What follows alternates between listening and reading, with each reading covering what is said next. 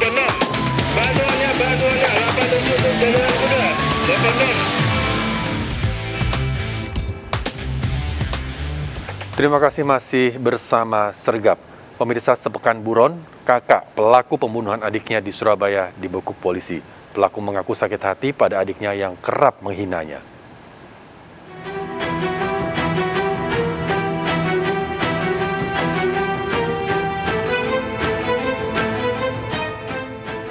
Warga Gang Flamboyan Jalan Tanah Kali Kedinding, Surabaya gempar mendengar suara teriakan Siska yang mendapati Rizky adiknya tewas di ruang tamu dengan penuh luka. Menurut Siska, Rizky sebelumnya bertengkar dengan Rusdi, kakak kandungnya. Siska keluar rumah berupaya meminta tolong pada warga melerai perkelahian keduanya. Polisi yang melakukan olah TKP menemukan pisau dapur di dekat jenazah korban, sementara pelaku kabur. Sepekan penyelidikan, pelaku Rusdi akhirnya ditangkap polisi. Dari pemeriksaan, pelaku mengaku sakit hati pada korban yang kerap menghina dan mengejeknya, ditambah pelaku depresi karena baru saja di PHK di tempatnya bekerja. Pelaku menikam korban 8 kali, 2 diantaranya tepat mengenai jantung korban. Motifnya tersangka karena sering merasa dihina dan tersinggung terhadap perkataan yang diucapkan oleh korban. Pelaku diketahui kabur dan bersembunyi di rumah mantan istrinya di Kabupaten Lamongan. Masalahnya sepele, iya tersinggung. Cuma saya sabar aja. Korban adik kandung ya? Adik kandung. Pelaku diamankan bersama barang bukti pisau yang digunakan serta pakaian korban. Meski menyesali perbuatannya, pelaku bakal dijerat pasal 338 KUHP dengan ancaman hukuman 15 tahun penjara. Dari Surabaya, Jawa Timur, Sony Hermawan melaporkan.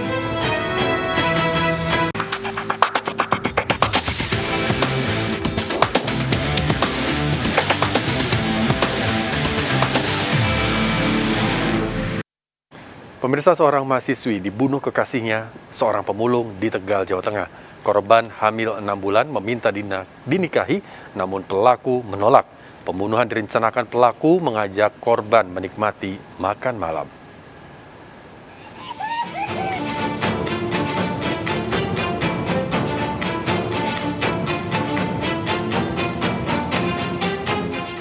Butuhnya aku Narti, ngasih bodoh dipateni.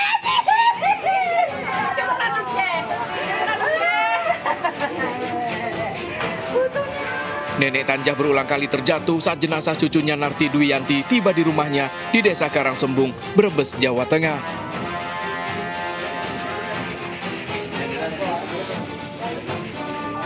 Wanita berusia 65 tahun ini tak terima cucunya dibunuh secara sadis.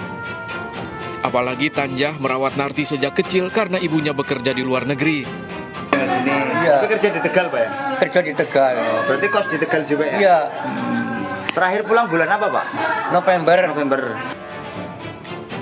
Menurut keluarga, Narti dikenal mandiri di sela waktu kuliah berkeliling desa melayani jasa tensi darah untuk warga. Meski jarak dari rumah terjangkau, namun Narti memilih kos di Tegal untuk memudahkannya membagi waktu. Nggak ada yang tahu. Nggak ada yang tahu. Oh, tidak ada yang tahu ya, Pak? Pengennya ditangkap dong. Oh, tangkap ya. Terus kalau ditangkap hukumannya apa pengennya, Pak? Hukumannya mati sama. Sama ya?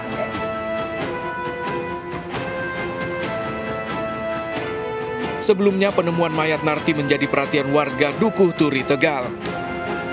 Mayat ditemukan pagi hari saat warga memulai menyiangi tanaman padi. Saat ditemukan, sebagian badan Narti tenggelam di parit berpakaian jenis tank top. Sejumlah warga Dukuh Turi malam hari sempat mendengar keributan. Sempat warga sini mendengar keributan sekitar jam 2:30. Beberapa motor keluar masuk ke arah sawah. Polisi yang melakukan penyelidikan mengumpulkan sejumlah barang bukti dari lokasi temuan mayat. Dari hasil pemeriksaan tim Big Dokes Polda Jawa Tengah di Rumah Sakit Dr. Susilo Tegal, di tubuh korban ditemukan luka di leher. Memang ada tanda kekerasan di leher. Udah. Ya?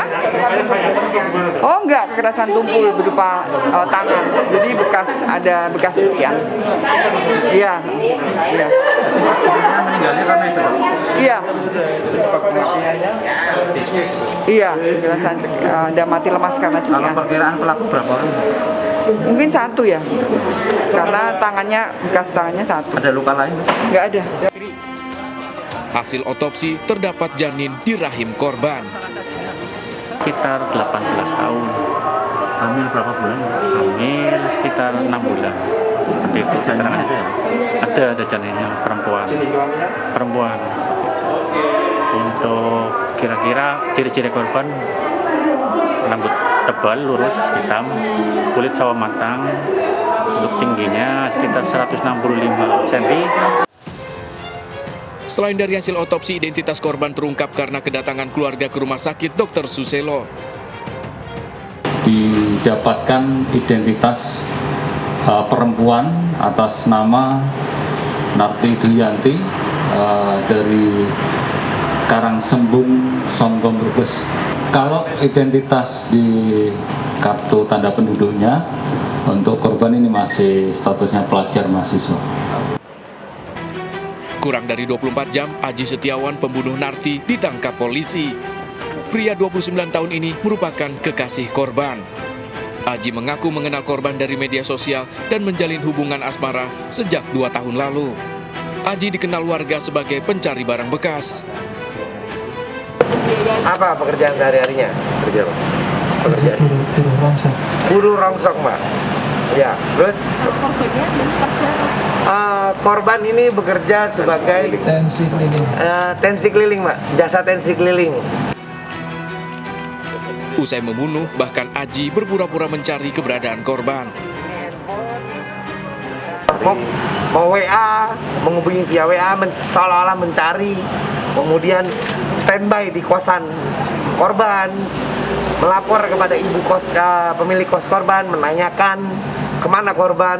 Ini alibi-alibi yang diciptakan oleh tersangka, seolah-olah mencari, ya, untuk memastikan. Kapan itu dan? Ya, Kapan itu? hari Minggu. Belum kita tangkap ini. Sebelum kita tangkap. Ya, Sama keluarganya. ya, sama Kakak korban. kakak korban. Permasalahan muncul sejak Narti mengaku hamil, bahkan hingga janin berusia 6 bulan. Narti terus mendesak untuk segera dinikahi. Ya, Nadia minta nikahin dulu. Minta dinikahi? Iya. Iya. Gitu kan? Saya bilang nanti, saya mau usaha dulu. Apa? Mau usaha, mau ngumpulin duit dulu? Iya, buat nikah. Oh, buat nikah, tapi dia memaksa? Iya. Iya. Dia memaksa sampai mengeluarkan kata-kata kasar. Oke, jadi Anda sakit hati? Iya. Ya Anda? Saya gelap mata, Pak. Gelap mata? Oke, iya. Saya hilaf. Hilaf. Tersangka merencanakan pembunuhan.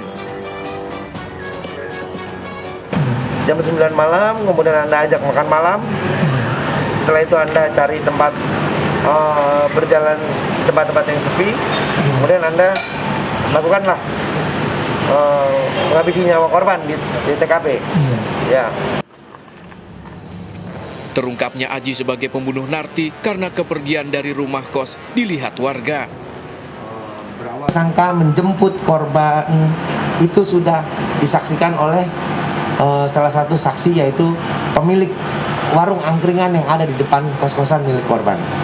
Dan dari hasil pemeriksaan pendalaman ini diakui oleh tersangka bahwa betul memang dia menjemput pada hari Sabtu malam dan melakukan pembunuhan pada jam 1 dini hari.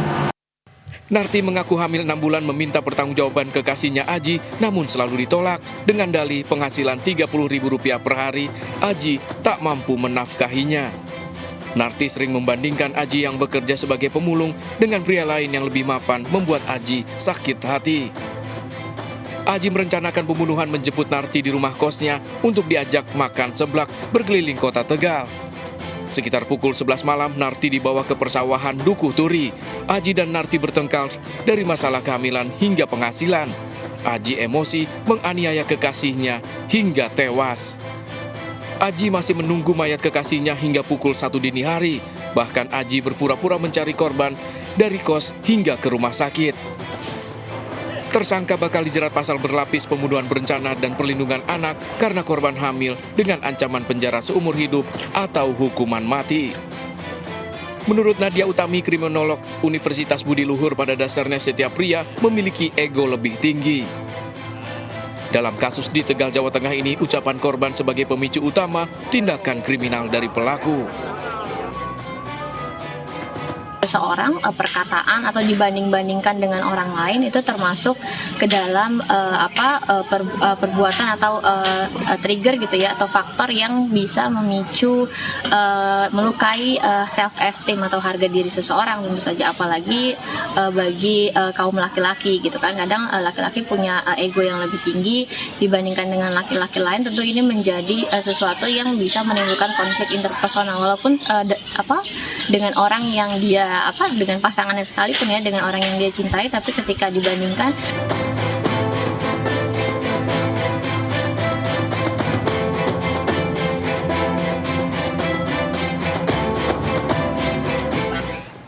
Seorang anak yatim berusia 11 tahun dituduh mencuri uang, dianiaya tetangganya. Uang masih tersimpan di rumah, pelaku ternyata lupa menyimpannya. Informasi selengkapnya akan kami hadirkan untuk Anda, tetaplah di Sergap Investigasi. Bantuannya 87 Jalan Kuda.